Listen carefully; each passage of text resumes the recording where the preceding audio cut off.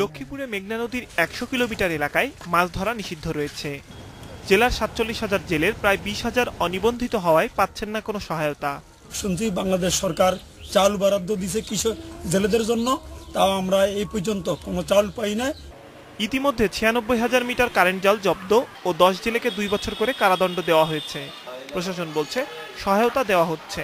নিবন্ধিত জেলের বাইরে চাল দেওয়ার কোনো সুযোগ নেই। আমরা ইতিমধ্যে ফলো আপ করেছি, আমাদের ডাটাবেজ অনুযায়ী যে নিবন্ধিত জেলেরাই এই চাল পাবে। ২০ কেজি করে চাল দেওয়ার কথা থাকলেও পিরোজপুরের জেলেদের অভিযোগ এখনও চাল পাননি তারা। প্রশাসন বলছে জেলেদের সহায়তার বিষয়টি প্রক্রিয়াধীন রয়েছে। ভাই বোন আছে ছোট, স্কুলে পড়ে, তারপর তাকে খরচ বরচ আমরা চালাইতে পারতাছি না। জেলে পরিবারগুলোকে ২০ কেজি করে চাউল প্রশাসনের তরফ থেকে প্রদান প্রক্রিয়াধীন আছে।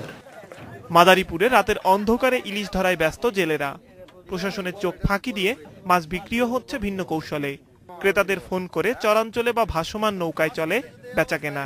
আমি পূর্ববর্তী জেলা শুনি নাই, তাদের ধরা অপরাধ হয়েছে, সেই জন্য ক্ষমা চাচ্ছি আমি, কিন্তু দ্বিতীয়বার এরকম ভুল হবে না আমাদের। তবে এসব রুখতে নিয়মিত অভিযান চলছে বলে দাবি প্রশাসনের। প্রতিদিন আমরা মোবাইল কোর্ট পরিচালনা করব এবং আমাদের যে সকল হাট রয়েছে, মাছের বাজার রয়েছে, এই বাজারগুলোতেও আমরা আকস্মিক অভিযানে যাচ্ছি। প্রতি বছর ২৫ সেপ্টেম্বর থেকে ৯ অক্টোবর পর্যন্ত ১৫ দিনের জন্য মাছ ধরা বন্ধ থাকলেও এবার তা বাড়িয়ে করা হয়েছে ২২ দিন। কৌশিক সুর, ইন্ডিপেন্ডেন্ট নিউজ।